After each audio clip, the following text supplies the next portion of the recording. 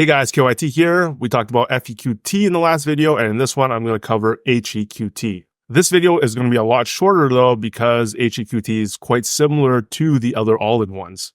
But I think the most useful thing to see is my usual process in analyzing these ETFs and why I don't focus on past performance. I care more about analyzing the ETF, their components, the underlying ETFs and what the underlying holdings are and what that looks like overall when you look at the ETF as a whole. So here we are on the web page of HEQT. One quick note, this is the Canadian listed version. There's a completely different HEQT that's listed in the US, which is completely different type of ETF. So just make sure you're looking at the right one. There was a moment in time where a lot of people like HEQT because it didn't give out any dividends. So they love to put it in their non-registered account.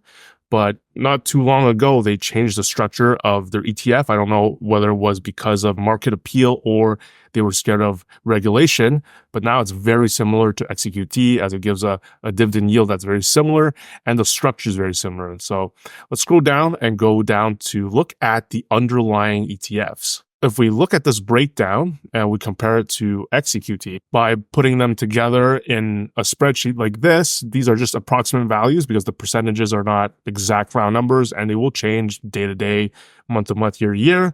But a lot of people I can see can gravitate towards HEQT because it has less Canadian exposure. A lot of people don't like that level of home bias, even though I think it's fine. And it's got more international. Because of that reduced Canadian. So it shifts some of that Canadian exposure to the international side.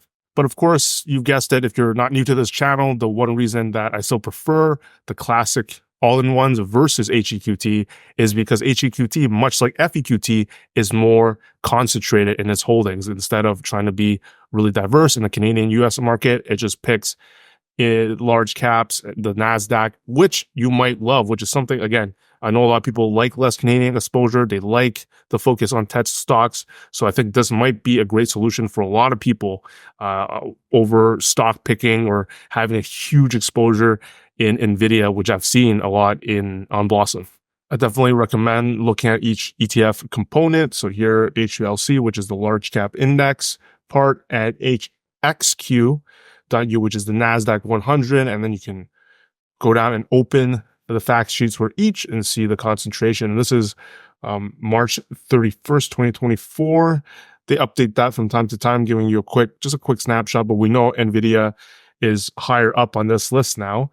But the focus on Microsoft, Apple, and NVIDIA with 496 as part of its number of holdings. And HXQ, I'm having a hard time saying the name sometimes, with the tracking NASDAQ. So obviously it has roughly 100 holdings, and we see the same type of companies at the top here with technology, growth tech at the very top. And again, if that's where you feel a bit of FOMO, but you still want that global diversification, then this might be the perfect all-in-one for you.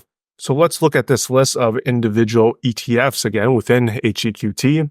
And the international portion tracks the same indices than XEQT. So that's not any different. But again, we saw the large cap with 500, NASDAQ with 100, and this tracks the S&P and TSX 60. So 60 companies in Canada.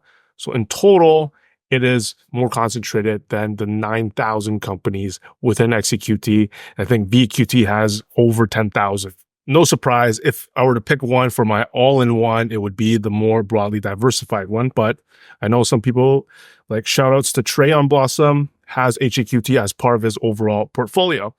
I do also mention that they like HEQT because of monthly distributions versus XEQT, which is quarterly, and VEQT, which is annually. But since most investors that watch my channel and that I interact with are in the accumulation phase, that really, if you're really just reinvesting those dividends into the same all-in-one, then it really doesn't matter how often that dividend is distributed. Now let's look quickly at the past performance of HEQT versus XEQT. And they've performed very similarly. Now, I don't use past performance as one of the major factors to decide which ETF to pick. To clarify, I use it as a quick sanity check that the ETF actually does what the fund managers say they do, and there's nothing sketchy going on. So if we look at the annual return, we can see in 2022, it explains why the explosion of tech recently hasn't propelled HEQT to be way above XEQT because of that 2022 down year. It's important to know, for example, like Shopify, despite Apple, Facebook, and all these big companies, Nvidia making all-time highs, a lot of companies, tech companies like Shopify, had a huge drop in 2022 and have not recovered from their earlier top values. So to conclude, to wrap it all up very quickly, if you want less Canadian exposure, you want more concentration to tech growth stocks, and you want something that is more diversified than VEQT, HEQT might be the answer for you. And that's it. I hope people who requested this video find it helpful, but it should be apparent how I approach these ETFs and how I analyze them, and you can just do it yourself. So I'll see you in the next one.